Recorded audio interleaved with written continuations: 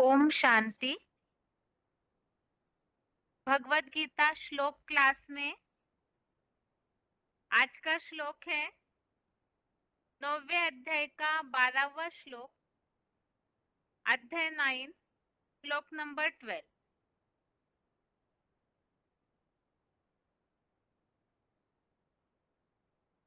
श्लोक है,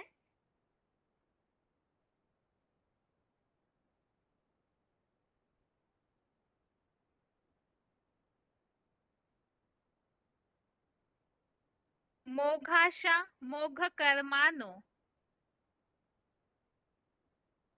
मोघ ज्ञाना विचेतसः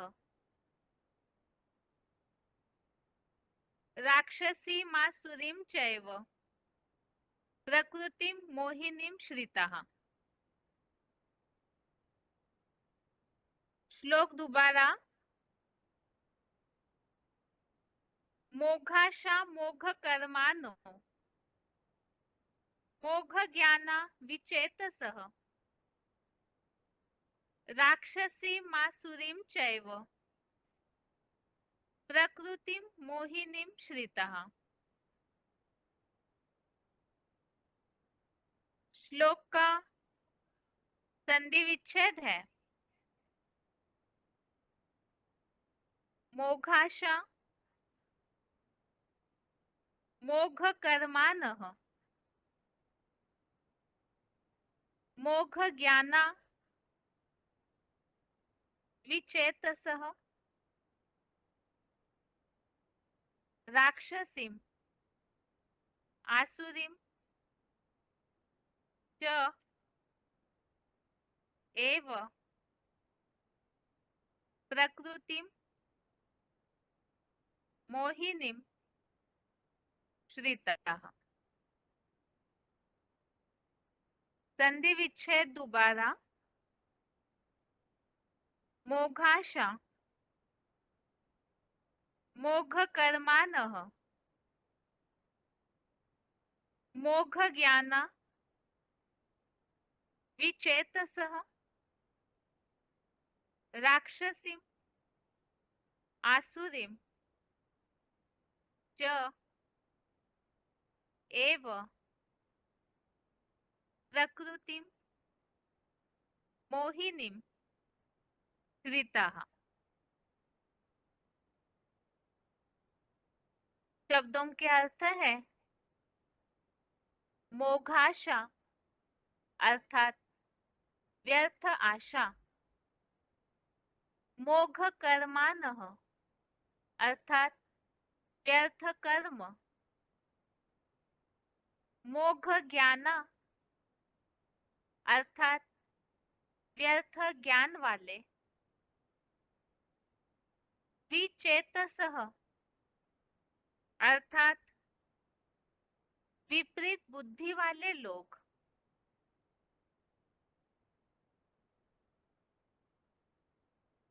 राक्षसीं मासुरीं च, इसमें 3 शब्द है राक्षसीं आसुरीं च। राक्षसीं अर्थात राक्षसी, आसुरीं अर्थात आसुरी, च अर्थात और, मोहिनीं अर्थात मोहित करने वाली, प्रकृति मेव, इसमें 2 शब्द है प्रकृतिम और एव। प्रकृतिम अर्थात प्रकृति को, एव अर्थात ही, श्रिताः अर्थात धारण करते हैं।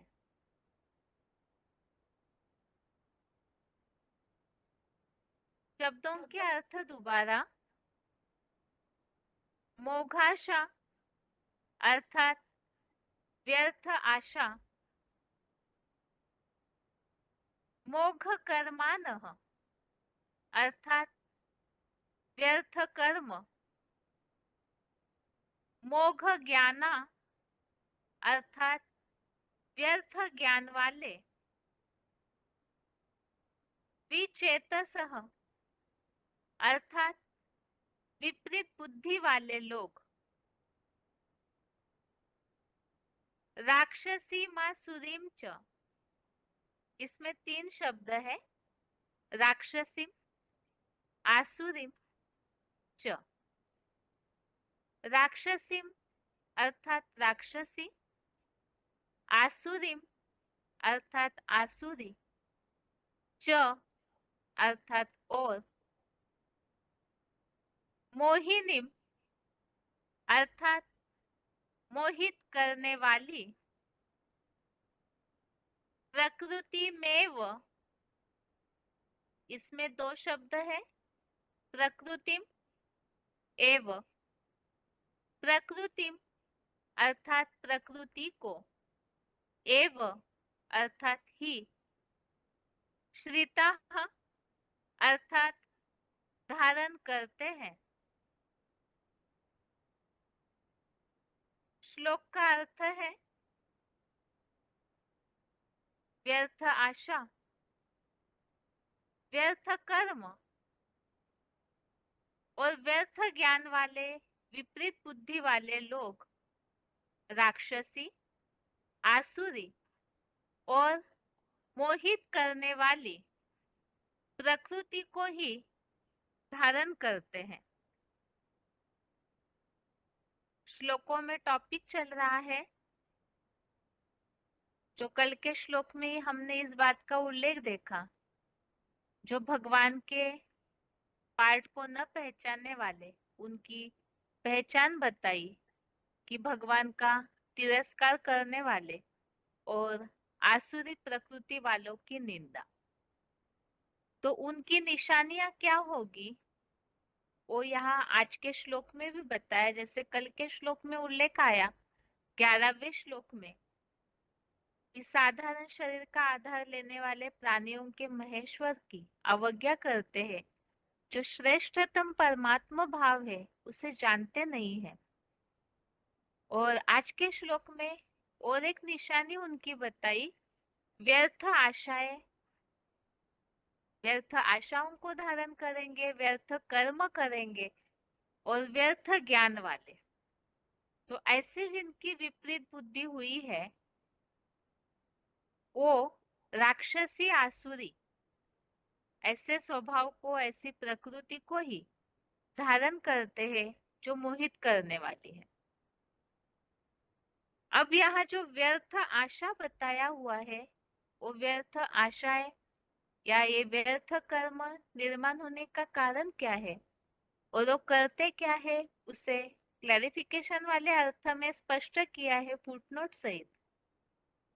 क्लैरिफिकेशन सहित अर्थ है, फोकट का रिश्वती धन मिलने से व्यर्थ आशा, व्यर्थ कर्म और व्यर्थ ज्ञान वाले रावण संप्रदाय जैसी विपरीत बुद्धि वाले लोग, राक्षसी, आसुरी और मोहित करने वाली तामसी प्रकृति के स्वभाव को ही धारण करते हैं। शिव समान बने परमात्मा को पूरा भूल जाते हैं। तो यहाँ इस बात का उल्लेख किया है व्यर्थ आशाएं, तो जब फुकट का धन मिल जाता है जिसे रिश्वत कहते हैं, तो कलयुगांत में जो भ्रष्टाचार बढ़ता है उसका एक उदाहरण है रिश्वत लेना। जो फ्री में ऐसा धन मिलता है तो उसके कारण ये आशाएं जो है, व्यर्थ आशाएं बढ़ती है। अब जब आशाएं बढ़ेगी तो व्यर्थ कर्म करेंगे और उनका जो व्यर्थ ज्ञान है, जैसे रावण संप्रदाय, रावण भी ज्ञानी था, वेद शास्त्रों का जानकार था, लेकिन उसके बावजूद भी बुद्धि भी विपरीत और कर्म भी विपरीत ही करता रहा। ठीक इसी प्रकार से यहाँ ये बात बताई कि जो ऐसे लोग हैं रिश्वती धन मिलने से, व्यर्थ आशा, व्यर्थ कर्म, व्यर्थ ज्ञान को धारण करने वाले, उनकी रावण संप्रदाय जैसी विपरीत बुद्धि हो जाती है और ऐसे राक्षसी या आसुरी स्वभाव को मोहित करने वाली तामसी प्रकृति के स्वभाव को धारण करते हैं। तो रावण संप्रदाय जैसे रावण अपने कर्मों में ज्ञान होने के बावजूद भी कर्मों में धारणाएं नहीं अपना पाया, तो ऐसे ही ये निशानी बताइए उन आसुरी स्वभाव वालों की जो इस तरह से तामसी प्रकृति के स्वभाव को, अर्थात उनका जो नेचर है, स्वभाव है, वो इसी तरह से धारण करने के कारण जो शिव समान बने परमात्मा है, जो 11वें श्लोक में उल्लेख आया कि साधारण मानवीय शरीर में जो परम पिता कार्य करते हैं सृष्टि परिवर्तन का, जगत भी परिवर्तित के हिसाब से, तो उस पार्ट को, उस कार्य को, परमात्मा भाव को जो श्रेष्ठतम है उसे पहचानते नहीं, पूरी तरह भूल जाते हैं। श्लोक में जहां विपरीत बुद्धि वाले लोग ऐसे वाक्यांश आया है, तो ये विपरीत बुद्धि, उसका उदाहरण नीचे फुटनोट में दिया हुआ है कि उनके कर्म क्या होंगे। तो यहाँ उसी के बारे में बताया है। दिल्ली जैसी विश्व प्रसिद्ध राजधानी की बड़ी बड़ी आलीशान बहुमंजिला सच्ची गीता के इसी धार्मिक आध्यात्मिक कार्यों में लगाई गई 20 वर्ष पुरानी इमारतों को खंडहर बनाने के बाद उसी पर लाखों का प्रॉपर्टी टैक्स डकारने के इच्छुक और 85 बालिक कन्याओं को रातों रात रेस्क्यू कराने के बहाने 4 4 माह तक बंधक बनाने और उन्हों के मना करने पर भी कुमारित्व का परीक्षण का जी जान से प्रयास करने के व्यर्थ कर्मी बन जाते हैं। धर्मराज के दिल्ली दरबार में इनका क्या हाल होगा। तो यहाँ पर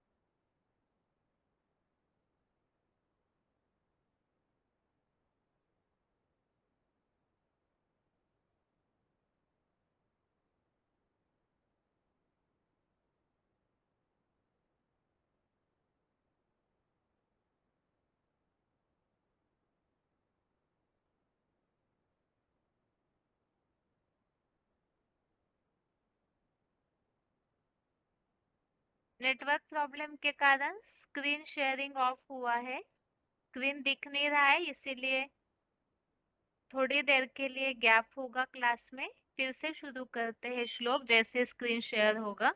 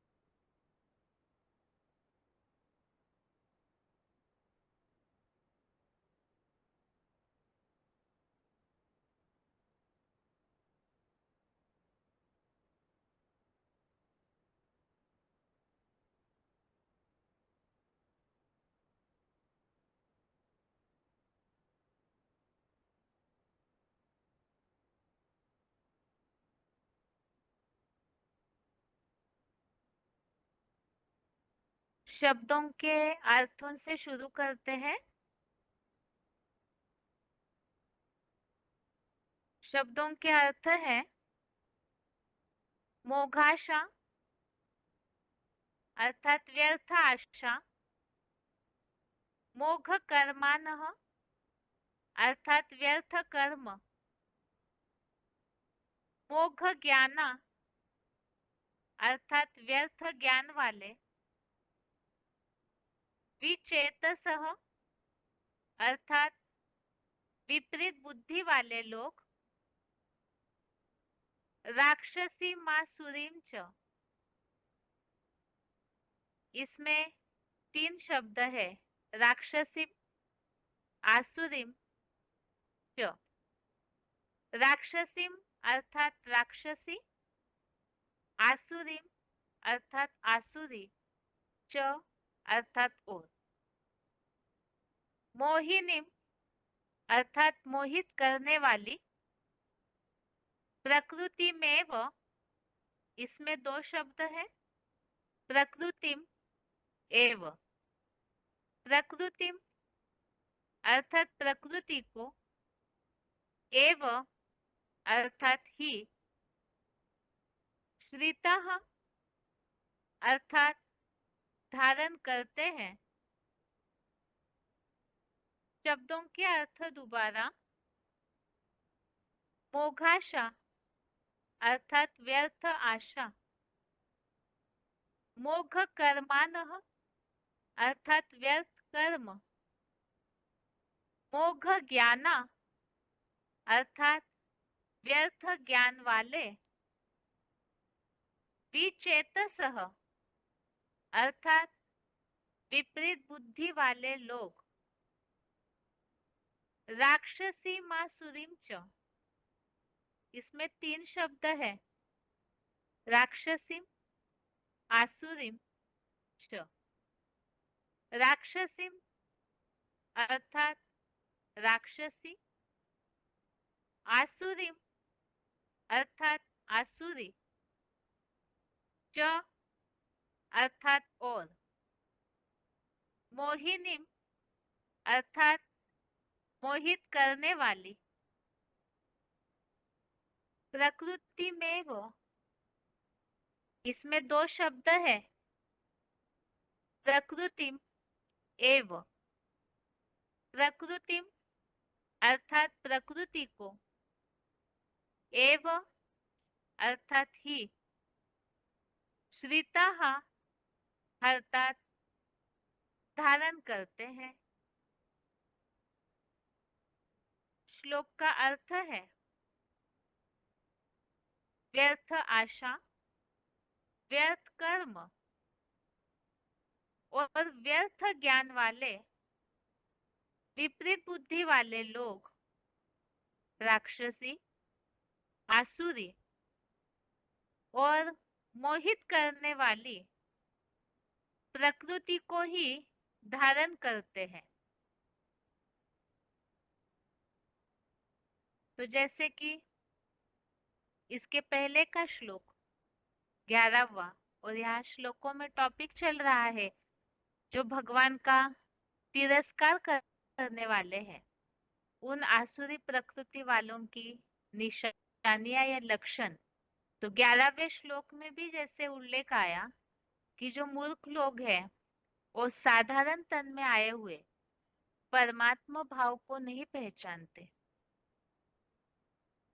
मुरलियों में इसके लिए बाबा ने स्पष्टीकरण दिया है, मूर्ख लोग अर्थात जो कलयुग अंत में देह के पदार्थ, देह के संबंधी, देह भान में ही पूरी तरह से जकड़े रहते हैं और उसी दैहिक दुनिया में ही फंसे रहते हैं।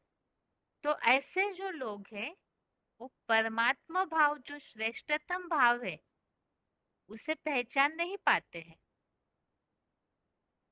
और इसी प्रकार आज के श्लोक में भी ऐसे जो आसुरी स्वभाव वाले हैं, उनके कर्मों की और एक निशानी बताई कि वो व्यर्थ आशाओं से जिएंगे, व्यर्थ कर्म करेंगे, व्यर्थ ज्ञान को धारण करेंगे।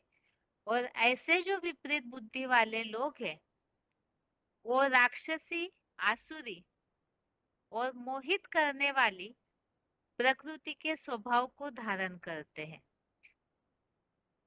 अब ये व्यर्थ आशाएं जो है वो निर्माण कैसे होती है और उसके कारण वो कर्म क्या करते हैं, उसके बारे में क्लैरिफिकेशन वाले अर्थ में और साथ में फुटनोट में इसका स्पष्टीकरण दिया हुआ है। क्लैरिफिकेशन सहित अर्थ है, फोकट का रिश्वती धन मिलने से व्यर्थ आशा, व्यर्थ कर्म और व्यर्थ ज्ञान वाले रावण संप्रदाय जैसी विपरीत बुद्धि वाले लोग राक्षसी, आसुरी और मोहित करने वाली तामसी प्रकृति के स्वभाव को ही धारण करते हैं। शिव समान बने परमात्मा को पूरा भूल जाते हैं। तो यहाँ इस बात का स्पष्टीकरण दिया हुआ है। व्यर्थ आशाएं निर्माण होने का कारण क्या? फुकट का रिश्वती धन मिलना। कलयुगांत में भ्रष्टाचार का बोलबाला इसलिए होता है क्योंकि रिश्वत लेना ये एक साधारण सी बात होती है मनुष्यों के लिए। और इसी तरह वो जो फ्री में धन मिल जाता है तो व्यर्थ की आशाएं बढ़ती है, उसके कारण कर्म व्यर्थ और ऐसों का ज्ञान भी व्यर्थ है जो रावण संप्रदाय जैसी विपरीत बुद्धि वाले ऐसे लोग जो राक्षसी, आसुरी और मोहित करने वाली तामसी प्रकृति के स्वभाव को धारण करते। रावण ज्ञान तो बहुत था लेकिन कर्म पूरे विपरीत थे। तो इसी तरह से ये तो कलयुगांत में जो सारी दुनिया ही रावण संप्रदाय बन जाती है तो उनके कर्मों की ये निशानी बताई। और विशेषकर ऐसे लोग जो परम पिता को, परमात्मा भाव को पहचान नहीं पाते हैं तो ऐसे तामसी प्रकृति के स्वभाव को धारण करके शिव समान बने परमात्मा को पूरा भूल जाते हैं। यह श्लोक में जो उल्लेख आया है विपरीत बुद्धि वाले लोग, इसी के बारे में नीचे फुटनोट में उदाहरण दिया हुआ है कि विपरीत बुद्धि है तो उनके कर्म कैसे होंगे। फुटनोट है, दिल्ली जैसी विश्व प्रसिद्ध राजधानी की बड़ी बड़ी आलीशान बहुमंजिला सच्ची गीता के इसी धार्मिक आध्यात्मिक कार्यों में लगाई गई 20 वर्ष पुरानी इमारतों को खंडहर बनाने के बाद उसी पर लाखों का प्रॉपर्टी टैक्स डकारने के इच्छुक और 85 बालिग कन्याओं को रातों रात रेस्क्यू कराने के बहाने 4-4 माह तक बंधक बनाने और उन्हों के मना करने पर भी कुमारित्व के परीक्षण का जी जान से प्रयास करने के व्यर्थ कर्मी बन जाते हैं। धर्मराज के दिल्ली दरबार में इनका क्या हाल होगा? तो इस तरह से ये एक उदाहरण दिया हुआ है कि जब ऐसे जो व्यर्थ आशाएं और व्यर्थ कर्म वाले हैं तो उन्होंने प्रैक्टिकल में जो कार्य किया उसका एक उदाहरण यहाँ दिया हुआ है कि जो दिल्ली की राजधानी की आध्यात्मिक कार्य में लगाई हुई बिल्डिंग है तो जिन्हें प्रॉपर्टी टैक्स खींचने की इच्छा है तो ऐसों ने उसका जो बिल्डिंग का तोड़फोड़ करवाया और उसके साथ ही जो कन्याओं को भी जबरदस्ती छुड़ाएंगे इस बहाने से 4 माह तक बंधक बना करके रखा। तो ऐसे व्यर्थ कर्म करते हैं क्योंकि उन्हें रिश्वत मिल जाती है तो आशाएं बढ़ती है तो फिर व्यर्थ कर्म करते हैं। इन सब बातों के लिए श्लोक के साथ जो VCD पॉइंट्स है उसके द्वारा इन बातों को और क्लियरली समझेंगे। अभी इस श्लोक में जो बातें आई है आसुरी स्वभाव वालों की बातें, उसी के बारे में गीता में और अध्यायों में भी उल्लेख है तो उसे रेफरेंस श्लोक के तौर पे देखते हैं। 7वें अध्याय का 15वां श्लोक, अध्याय 7 का श्लोक नंबर 15। इसमें उन राक्षसी आसुरी स्वभाव वालों के बारे में बताया है कि माया द्वारा जिनका ज्ञान हर लिया गया है वो आसुरी हिंसा के मनमाने भावों के आश्रित हुए, भ्रष्ट इंद्रियों की भी हिंसा वाले दुष्कर्मी, और ऐसे ही नर निर्मित नरक के नीच मनुष्य मूर्ख लोग मेरी शरण में सहज रीति नहीं आते। तो आज के इस श्लोक में भी इसी प्रकार उदाहरण दिया है कि व्यर्थ ज्ञान वाले हैं। व्यर्थ ज्ञान अर्थात ही यहाँ जो उल्लेख आया कि माया द्वारा जिनका ज्ञान हर लिया गया है, जो उसे अपना ज्ञान समझ रहे, वो तो रावण जैसा ज्ञान है, विनाशकारी ज्ञान। तो ऐसे जो आसुरी संस्कारों को धारण किया है वो परम पिता को पहचान नहीं पाते, और ऐसे जो मूर्ख लोग हैं वो भगवान की शरण में भी नहीं जाते हैं, तो व्यर्थ कर्म करते रहते हैं। इसी तरह से यहाँ एक 17वें अध्याय का 28वां श्लोक, अध्याय 17 का श्लोक नंबर 28 में ये जो व्यर्थ कर्मी है उनका किस तरह से अश्रद्धा वाले होते हैं इसके बारे में यहाँ एक उल्लेख आया हुआ है कि अश्रद्धा पूर्वक यज्ञ सेवा, दान, देह के कष्टों भरे तापदायी तप, ऐसे जो भी कर्म किया वो असत कहा गया है। और ऐसे जो अश्रद्धालु का वो तप, दान आदि न मर कर और न इस असार संसार में फलदायी है।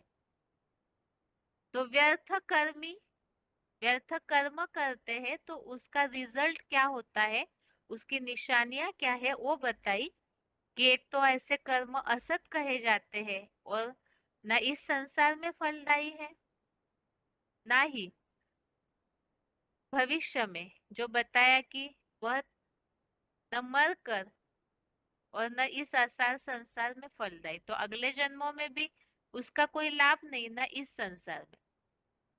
और इसी तरह 16वें अध्याय का 20वां अध्याय 16 का श्लोक नंबर 20 में ये बात बताई कि ऐसे जो नारकीय आसुरी योनि को प्राप्त हुए मूर्ख लोग हैं, मुझको कभी भी न पाकर वहां से अतीव दुखों की अधम गति ही पाते हैं।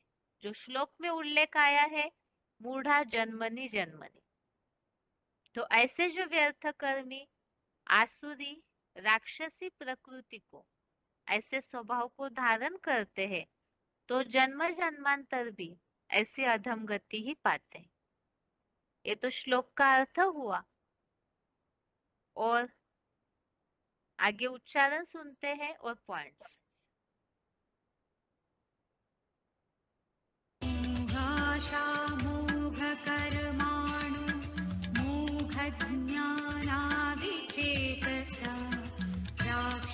राक्षसीमासुरीं चैव प्रकृतिं मोहिनीं श्रिताम्। फोकट का रिश्वती धन मिलने से व्यर्थ आशा, व्यर्थ कर्म और व्यर्थ ज्ञान वाले रावण संप्रदाय जैसी विपरीत बुद्धि वाले लोग राक्षसी, आसुरी और मोहित करने वाली तामसी प्रकृति के स्वभाव को ही धारण करते हैं। शिव समान बने परमात्मा को पूरा भूल जाते हैं। दिल्ली जैसी विश्व प्रसिद्ध राजधानी की बड़ी बड़ी आलीशान बहुमंजिला सच्ची गीता के इसी धार्मिक आध्यात्मिक कार्यों में लगाई गई 20 वर्ष पुरानी इमारतों को खंडर बनाने के बाद उसी पर लाखों का प्रॉपर्टी टैक्स डकारने के इच्छुक और 85 बालिक कन्याओं को रातों रात रेस्क्यू कराने के बहाने 4-4 माह तक बंधक बनाने और उन्हों के मना करने पर भी कुमारित्व के परीक्षण का जी जान से प्रयास करने के व्यर्थ कर्मी बन जाते हैं। धर्मराज के दिल्ली दरबार में इनका क्या हाल होगा।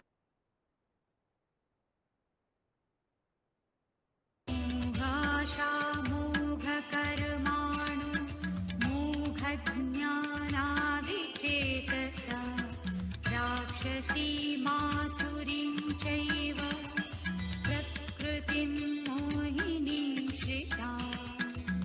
का रिश्वती धन मिलने से व्यर्थ आशा, व्यर्थ कर्म और व्यर्थ ज्ञान वाले रावण संप्रदाय जैसी विपरीत बुद्धि वाले लोग राक्षसी, आसुरी और मोहित करने वाली तामसी प्रकृति के स्वभाव को ही धारण करते हैं। शिव समान बने परमात्मा को पूरा भूल जाते हैं। दिल्ली जैसी विश्व प्रसिद्ध राजधानी की बड़ी बड़ी आलीशान बहुमंजिला सच्ची गीता के इसी धार्मिक आध्यात्मिक कार्यों में लगाई गई 20 वर्ष पुरानी इमारतों को खंडर बनाने के बाद उसी पर लाखों का प्रॉपर्टी टैक्स डकारने के इच्छुक और 85 बालिक कन्याओं को रातों रात रेस्क्यू कराने के बहाने 4-4 माह तक बंधक बनाने और उन्हों के मना करने पर भी कुमारित्व के परीक्षण का जी जान से प्रयास करने के व्यर्थ कर्मी बन जाते हैं। धर्मराज के दिल्ली दरबार में इनका क्या हाल होगा। आगे है वीसीडी नंबर 2261, वीसीडी नंबर 2261, 1 घंटा 19 मिनट 1 आवर 19 मिनट्स के बाद से लिया हुआ पॉइंट है। फोकट का रिश्वती धन मिलने से व्यर्थ आशा, व्यर्थ कर्म लोग, व्यर्थ कर्मी लोग तामसी प्रकृति के स्वभाव को ही धारण करते हैं।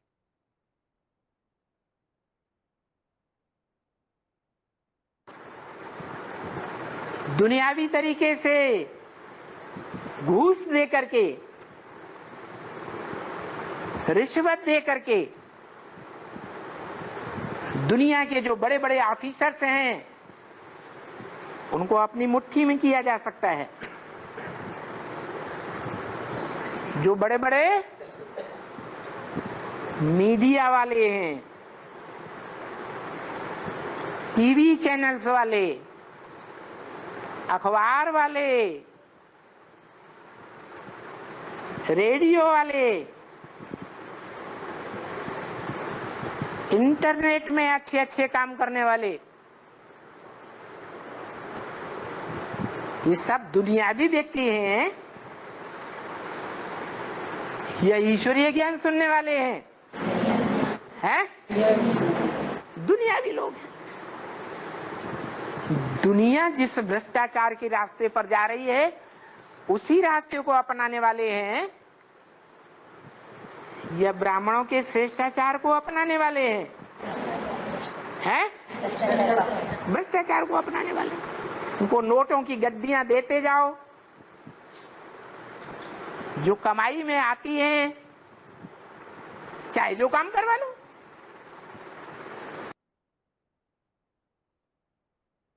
आगे है VCD number 2804, VCD number 2804, 26 minute 26 minutes के बाद से लिया हुआ पॉइंट है। फोकट का रिश्वती धन मिलने से व्यर्थ आशा वाले व्यर्थ कर्मी लाखों का प्रॉपर्टी टैक्स डकारने के इच्छुक। जैसे प्रजातंत्र गवर्नमेंट में शूद्रों को भी उठा उठा के क्या कर रहे हैं? ऊंची ऊंची गद्दियों पर बैठा रहे, तो वो क्या कर रहे हैं? क्या कर रहे हैं? वो रिश्वत लेना छोड़ देंगे या बढ़ावा देंगे? हाँ, जितना खींच पाओ उतना खींच लो, क्योंकि जन्म जन्मांतर से तो शूद्रों को राजाई मिली नहीं, इस अंतिम जन्म में मिली है, तो जो कुछ है सो ले लो। सहज सहज मिले सो ले लो, इनकम टैक्स वगैरह से है, अपने आप दे दें, इनकम टैक्स भर दें तो बढ़िया, नहीं भरे तो दुनिया भर के टैक्स लगा करके ले लो, और उससे भी ना माने तो फिर उल्टे सीधे कायदे कानून बना करके सारी संपत्ति प्रजा की खींचते रहो। हाँ, और विदेशों की स्विस बैंक में जमा करते रहो। हाँ, आगे है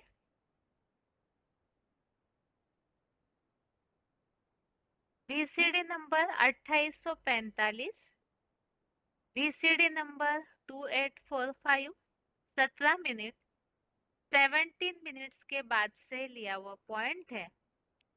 व्यर्थ आशा, व्यर्थ कर्म और व्यर्थ ज्ञान वाले रावण संप्रदाय जैसी विपरीत बुद्धि वाले लोग राक्षसी, आसुरी और मोहित करने वाली तामसी प्रकृति के स्वभाव को ही धारण करते हैं। शिव समान बने परमात्मा को पूरा भूल जाते हैं।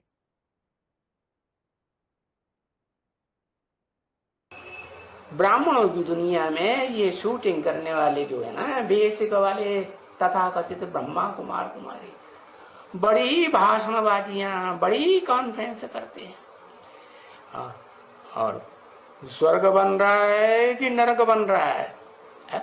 स्वर्ग बन रहा, भीख मांग रहे हैं कि एकदम जैसे भारत को बाबा ने ऐसा देवताओं का स्थान बनाया जहां भरपूर धन संपत्ति थी, कुछ भी किसी से प्रजा के 4th क्लास प्रजा होगी उसको भी कोई से कुछ भी मांगने की दरकार नहीं थी। और ये क्या करते रहते हैं? बस भीख मांगते रहते हैं।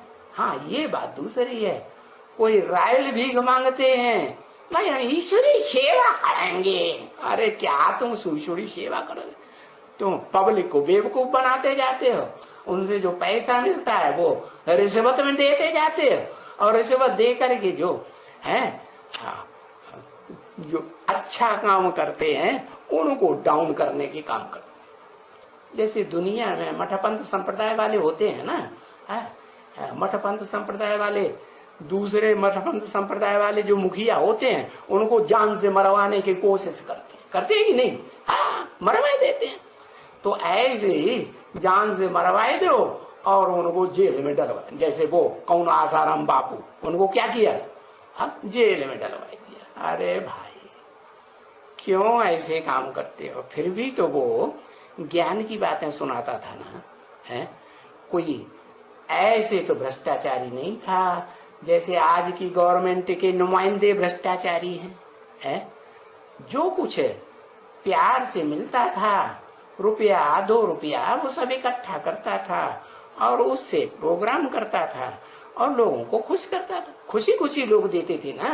और ये तो चोर डकैत ऐसे ऐसे हैं बाहर की दुनिया में भी, और ब्राह्मणों की शूटिंग करने वाली ब्राह्मणों की दुनिया में भी कितना कितना चोरी चकारी छल छिद्र कपट कितना करते रहते हैं। तो ये भाषणबाजी बहुत करते हैं।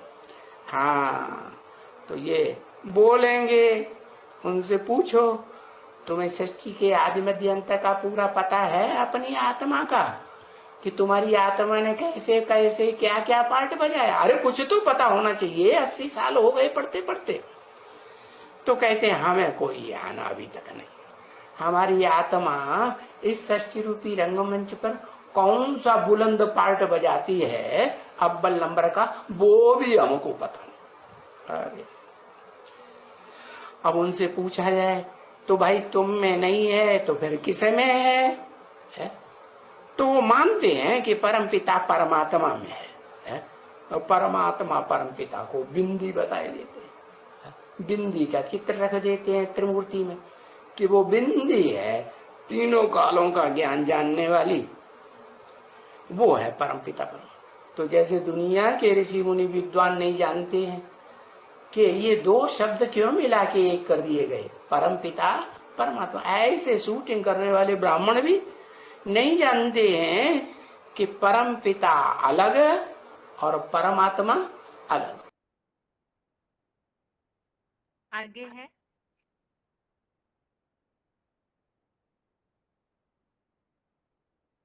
BCD number 3164, BCD number 3164, 23 minute 23 minutes के बाद से लिया हुआ पॉइंट है व्यर्थ कर्मी।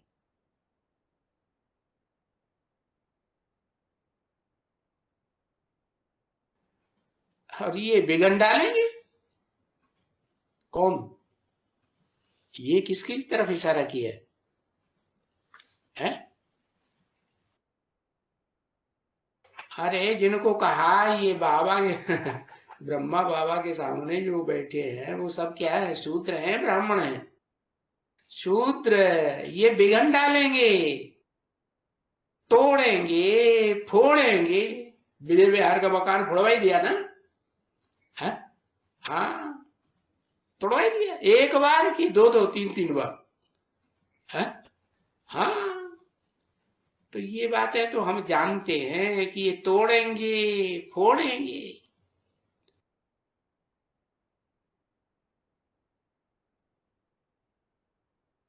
आगे है BCD number 3298, BCD number 3298, 23 minute 23 minutes के बाद से लिया हुआ पॉइंट है व्यर्थ कर्मी।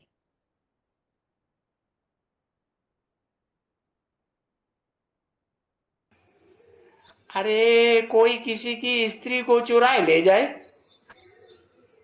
कौन सी युग में, कौन सी युग की बात है? हाँ, भ्रष्ट युग की बात है ना। चुराए ले जाए तो क्या कहेंगे? समाज में क्या कहेंगे? उसकी इज्जत चली जाएगी या रह जाएगी? इज्जत गई या बरकरार रही? गई।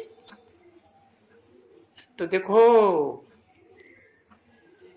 यहाँ तो बहुतों की इज्जत जाती रहती है, कितने को किडनैप करते रहते हैं, अपहरण करते रहते हैं। अभी तो गवर्नमेंट के लोग भी कन्या माताओं का अपहरण करते हैं कि नहीं? नहीं करते हैं? अरे 40-40, 50-50 को इकट्ठा करके अपहरण कर लेते हैं। नहीं करते? हाँ, ऐसा कहां होता है? भारत में खास होता है या विदेशों में होता है? अरे विदेशों में तो फिर भी हालात अच्छे हैं, भारत में तो एकदम रावण राज्य में सब भ्रष्टाचारी बने।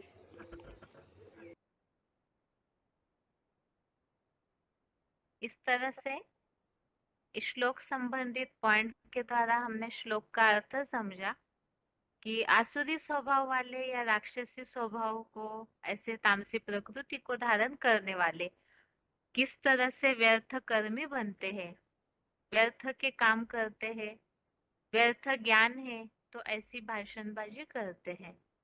और उसका उदाहरण यहाँ बीसीडी पॉइंट्स में हमने समझा।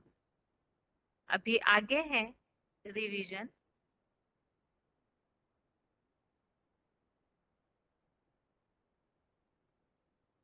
रिवीजन के लिए श्लोक है तीसरे अध्याय का 39 से 43 तक, अध्याय 3 श्लोक नंबर 39 से 43 तक, और 9वें अध्याय का 12वां, अध्याय 9 का श्लोक नंबर 12। 39 श्लोक नंबर 39 है, आवृत्तम ज्ञानमेतेन ज्ञानिनो नित्य वैरिना काम रूपेण कौन्तेय दुष्पुरेना नलेन च। अर्थात हे कुमुनत्ती कुंती के पुत्र, ज्ञानी का नित्य शत्रु जैसा तथा कठिनाई से पूर्ति वाली इस काम विकार रूपी बढ़वा नल की आग से चंचल मन में ज्ञान ढका रहता है। यहाँ टॉपिक ही चल रहा है काम के निरोध का विषय।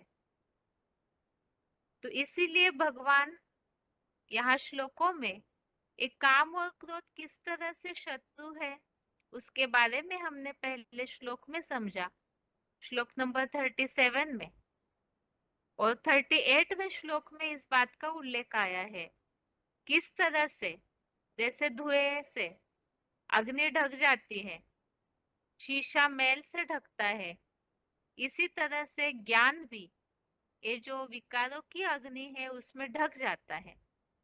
इसी तरह का उल्लेख इस 39वें श्लोक में भी आया कि ज्ञानियों के लिए ये नित्य शत्रु है। एक काम विकार की आग जो है वो शत्रु है ज्ञानियों का। और उस आग का उदाहरण यहाँ क्लैरिफिकेशन वाले अर्थ में एक शब्द लिखा हुआ है, बढ़वा नल की आग। ये बढ़वा नल, इसके बारे में हमने श्लोक समझते समय समझा था वीसीडी के पॉइंट में। ये बात उसमें बताई है बाबा ने कि जैसे समुद्र के बीच में आग लगती है, जंगलों में आग लगती है, तो समुद्र के बीच में अर्थात पानी के बीच में ही जो आग लगती है तो उसे बुझाना बहुत कठिन है। तो इसी तरह से, और वो आग भी बहुत भयंकर होती है, दावा नल, बढ़वा नल, ऐसे दो शब्द बताए थे उसमें भी सीढ़ी में। तो ये काम विकार की आग भी इसी तरह से, जो श्लोक में भी शब्द आया हुआ है दुष्पुरेन, अर्थात कठिनाई से पूर्ति करने वाली, ये जो आग है ये ठंडी नहीं होती है, विकारों की आग, और इसके कारण इसमें ज्ञान ढक जाता है। और इसीलिए ही ये जो काम विकार रूपी आग है, इसके लिए ही नीचे फुटनोट दिया हुआ है। इसीलिए सच्ची गीता एडवांस ज्ञान के साप्ताहिक पाठ में नियम पूर्वक ब्रह्मचर्य अनिवार्य है, अन्यथा असुर या दैत्य ही बनेंगे। तो जो असुर या दैत्य है उनको तो इसी तरह भयानक अर्थात विकारी भावनाओं से ग्रसित दिखाया जाता है। तो यहाँ भी ज्ञान जो साप्ताहिक कोर्स सुनते हैं उस समय तो विशेषकर ब्रह्मचर्य व्रत अनिवार्य है, क्योंकि पवित्र रहेंगे तो ही ज्ञान बुद्धि में बैठेगा। जैसे कहा जाता है शेरनी का दूध सोने के बर्तन में टिकता है। आगे है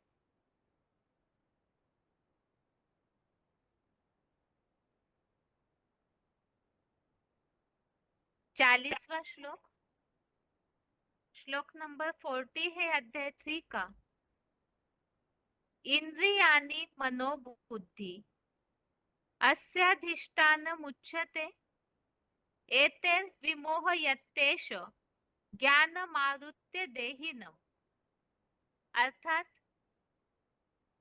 10 इंद्रिया, अव्यक्त मन बुद्धि, इस काम का द्वैतवादी द्वापर युग से ही देह समझने कारण आश्रय स्थान कही जाती है। यह काम इन प्रबल इंद्रियों की चंचलता के द्वारा बुद्धिगत ज्ञान को ढककर देहधारी देवात्माओं को विशेष रूप से मूढ़ बनाता है। तो ये जो काम विकार है, काम और क्रोध, ये दोनों ही शत्रु है। और यहाँ उसका आश्रय स्थान वो कहाँ रहते हैं? है तो मनुष्य आत्माओं में आग भरी हुई, लेकिन वो स्थान कहाँ है वो बताया, 10 इंद्रिया और अव्यक्त मन बुद्धि, इस काम विकार का देह समझने के कारण देहभान है, आत्मा को भूल गए, तो उसी के कारण मानवीय शरीर जो आश्रय स्थान है काम विकार का, और ये जो काम है इंद्रियों की चंचलता के द्वारा, इंद्रिया विकारी भावनाओं के लिए जब चंचल हो जाती है तो ज्ञान को, बुद्धि में जो ज्ञान समाया हुआ है उसे ढक देता है, दबा देता है, और इन देहधारी जो पहले देवात्माएं थी उनको विशेष रूप से मूर्ख बनाता है। अर्थात ये जो विकारों की आग है वो जिनमें लगती है तो वो पूरी तरह से मूर्ख बन जाते हैं, ज्ञान बुद्धि से उड़ जाता है, और इसी के कारण फिर मूर्ख बन जाते हैं। इसी संबंधित यहाँ रेफरेंस श्लोक में भी उल्लेख है, 3 अध्याय का 34वां अध्याय 3 का श्लोक नंबर 34। इसमें भी एक काम क्रोध को ही अलग शब्दांकनों में बताया कि इंद्रिय का राग द्वेष उन इंद्रियों के विषय भोगों में होता है। राग अर्थात अटैचमेंट, काम अर्थात ही विकारी भावनाएं, कामनाएं, इच्छाएं अनेक प्रकार की, तो वो भी आसक्ति हुई। और द्वेष अर्थात क्रोध का एक रूप। तो ये राग और द्वेष कहाँ होते हैं?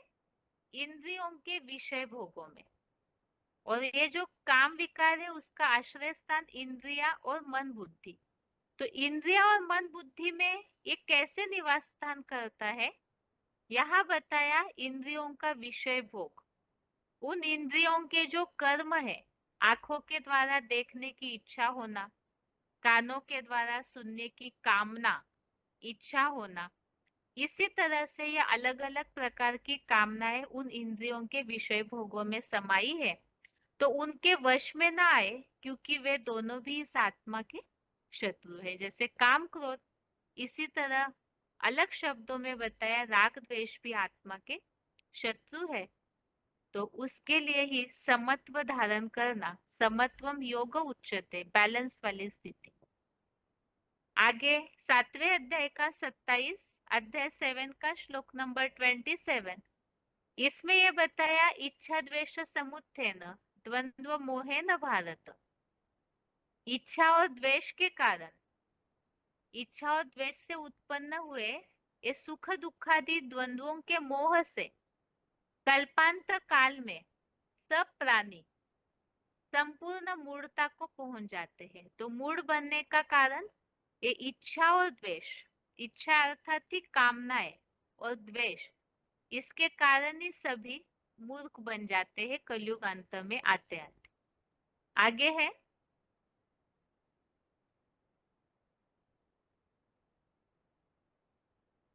इसी तरह इसी 40वें श्लोक के रेफरेंस श्लोक है दूसरे अध्याय का 60, अध्याय 2 का श्लोक नंबर 60, जो श्लोक में उल्लेख आया है कि देहधारियों को पूरा मूड बना देता है, ज्ञान ढक देता है।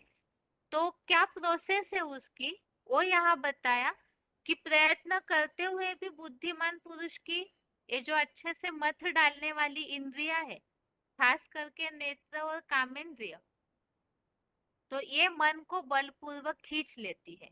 मूड बनाना अर्थात मन को खींच लेती है। और फिर दूसरे अध्याय का 67, दूसरे अध्याय का 67वें श्लोक में वो मन को खींचने के बाद क्या होता है वो बताया। चंचल मन दैहिक भोगों में विचरण करती हुई ज्ञान या कर्म इंद्रियों का अनुसरण करता है। बुद्धिमान पुरुष की इंद्रिया जो है मन को खींच लिया, और मन जो है अर्थात इंद्रियों में जब हलचल हुई तो मन के संकल्पों में भी ये दोनों आरस से इंद्रिय और मन, और उससे फिर मन भी उसका इंद्रियों के अनुसार संकल्पों में रममान हो जाता है। उसी प्रकार के संकल्प चलने लगते हैं, और फिर वायु द्वारा पानी में नाव की तरह ये चंचल मन बुद्धि को भी हर लेता है, बुद्धि की निर्णय शक्ति को पूरा खत्म करता है। और दूसरे अध्याय का 62 और 63, 62 और 63 श्लोक में इसी की पूरी प्रोसेस बताई। कामनाएं, विषय भोगों का ध्यान करते हैं, बुद्धि नष्ट हो गई है, विषय भोगों का बार बार ध्यान करते हैं तो आसक्ति, आसक्ति से कामनाएं अर्थात इच्छाएं, इच्छाओं की पूर्ति न होने पर क्रोध आता है, क्रोध से मनुष्य होश खो देता है, अर्थात क्रोध से मूढ़ता आती है, मूढ़ता से स्मृति का नाश, स्मृति के भ्रष्ट होने से बुद्धि का नाश। तो इस तरह से ये काम और क्रोध किस तरह मूड बनाते हैं, नाश कर देते हैं, उसकी प्रोसेस यहाँ बताई है। आगे है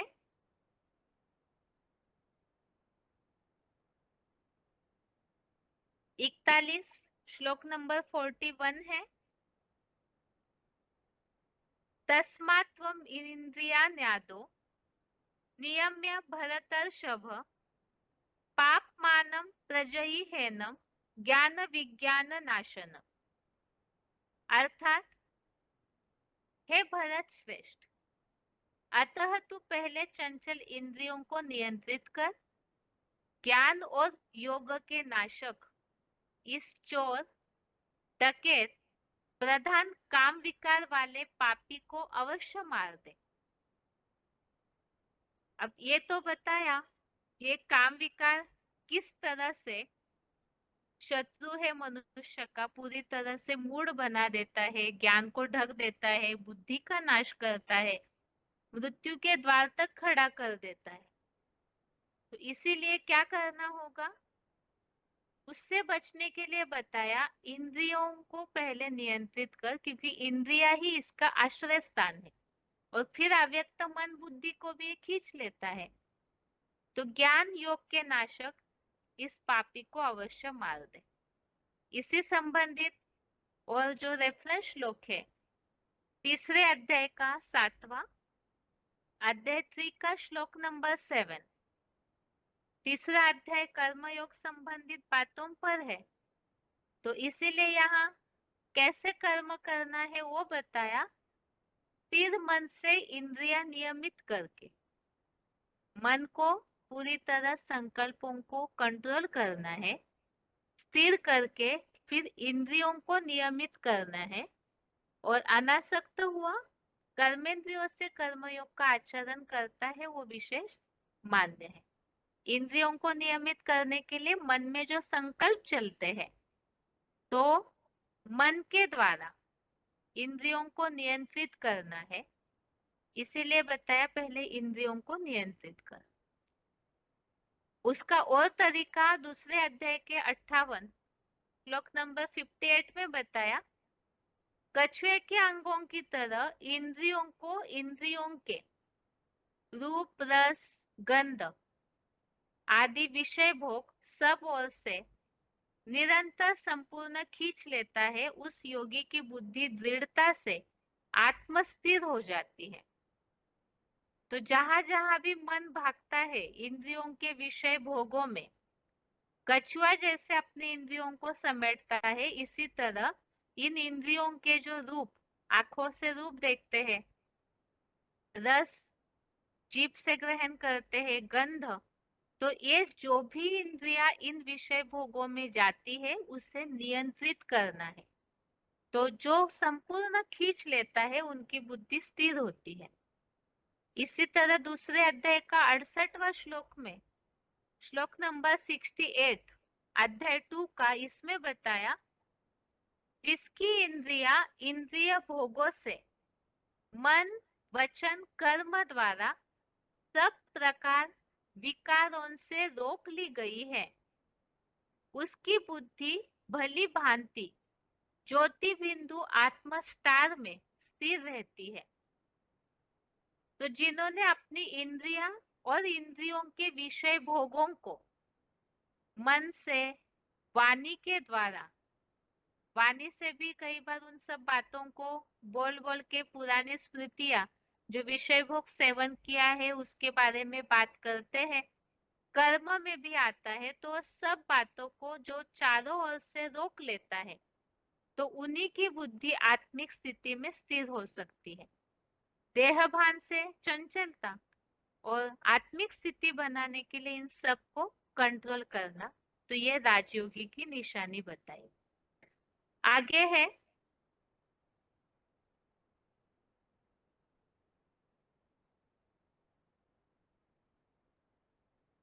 42 श्लोक, तीसरे अध्याय का 42वां श्लोक है, इंद्रियाणि परान्याहुर इंद्रियेभ्य परम मनः मनसस्तु परा बुद्धि यो बुद्धे परतस्तु सः।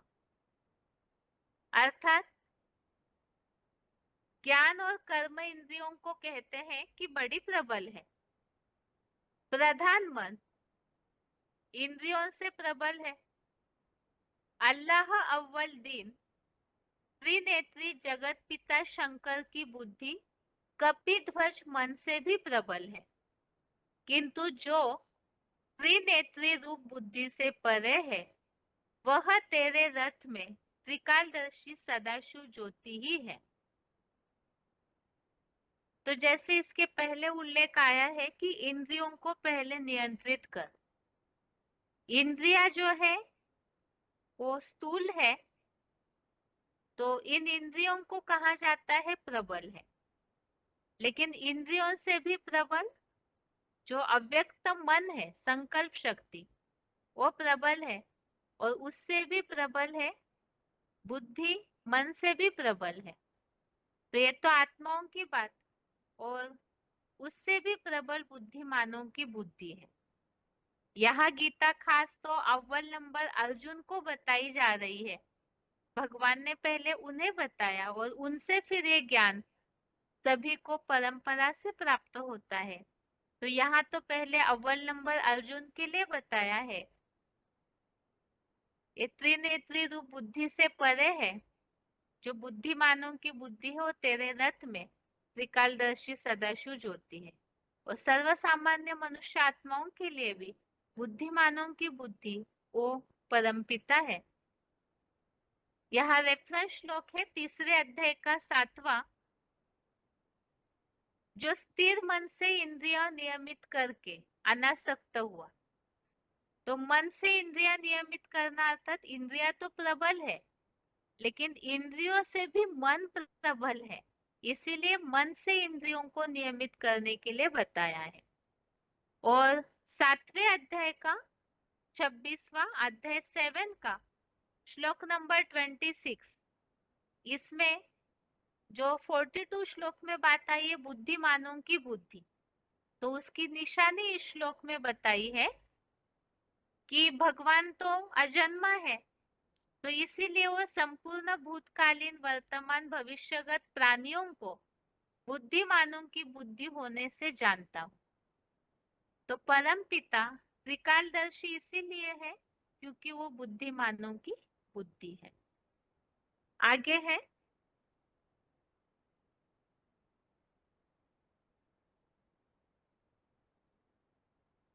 43 श्लोक नंबर 43 है।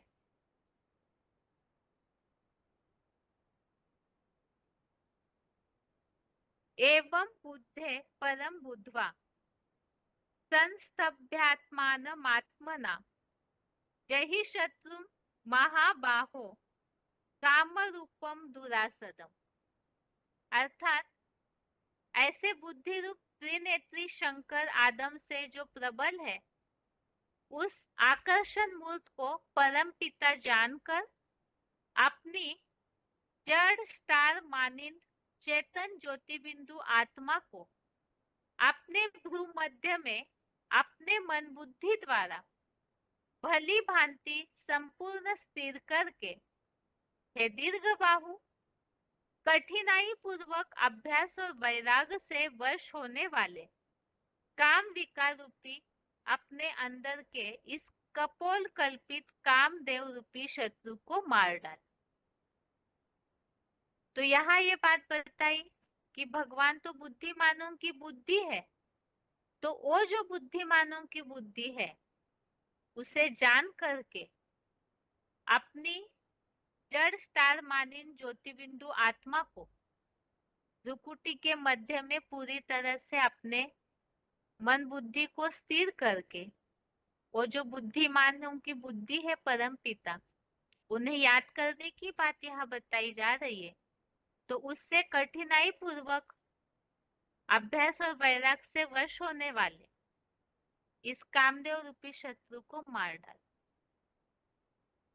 अभ्यास और वैराग के लिए हमने 6वें अध्याय में भी श्लोक देखा हुआ है। अभ्यासेन तु कौन्तेय वैराग्येन च गृह्यते। अभ्यास के द्वारा ही ये चंचल मन बुद्धि एकाग्र हो सकती है।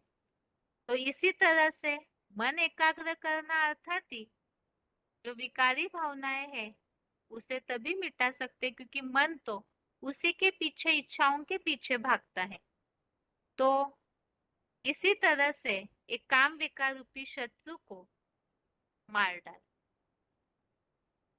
ये तो हो गया तीसरे अध्याय की रिवीजन। अभी आगे है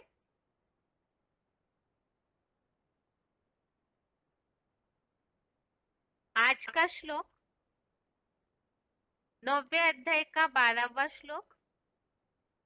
मोघाशा मोघ कर्मानो मोघ ज्ञाना विचेतसः राक्षसीम आसुरीम चैव प्रकृति मोहिनीम श्रिताः।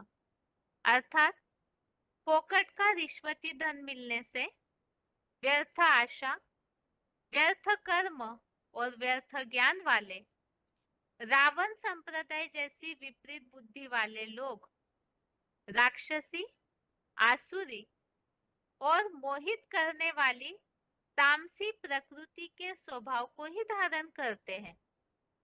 शिव समान बने परमात्मा को पूरा भूल जाते हैं।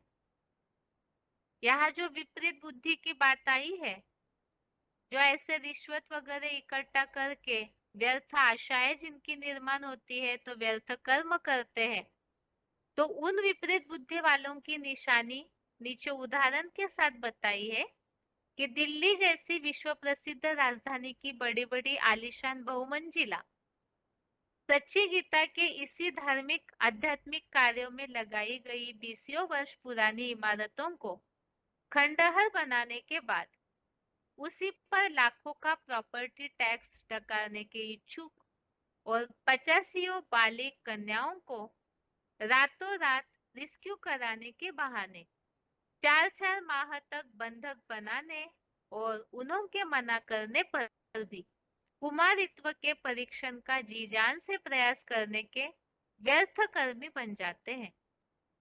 धर्मराज के दिल्ली दरबार में इनका क्या हाल होगा।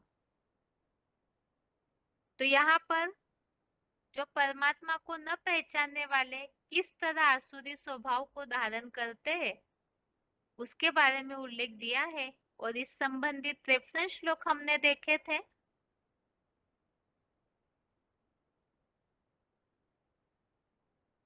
एक तो 7वें अध्याय का 15वां अध्याय 7 का श्लोक नंबर 15। इसमें माया द्वारा ऐसे आसुरी स्वभाव वालों का ज्ञान हर लिया जाता है तो भगवान की शरण में नहीं जाते, ऐसा उल्लेख है। दुष्कर्म करते रहते हैं। और 17वें अध्याय का 28 अध्याय 17 का श्लोक नंबर 28, इसमें बताया कि ऐसे जो अश्रद्धा वाले कर्म है तो वो असत कहे जाते हैं और वो उनको फिर इस असार संसार में भी कोई फल नहीं और न मरकर भविष्य में कोई फल है। और 16वें अध्याय के 20वें श्लोक में ऐसे आसुरी स्वभाव वाले मूर्ख लोगों के लिए बताया, मूढ़ा जन्मनि जन्मनि, जन्म जन्मांतर अधम गति को पाते हैं। इस तरह से श्लोकों के रिवीजन के साथ आज का श्लोक भी हमने पूरा सुना। और श्लोक नंबर एक बार फिर से 3रे अध्याय का 39 से लेकर 43 तक, अध्याय 3 का श्लोक नंबर 39 से 43 तक और 9वें अध्याय का 12वां अध्याय 9 का श्लोक नंबर 12। इसके साथ ही आज के लिए गीता क्लास यहाँ तक ही। ओम शांति।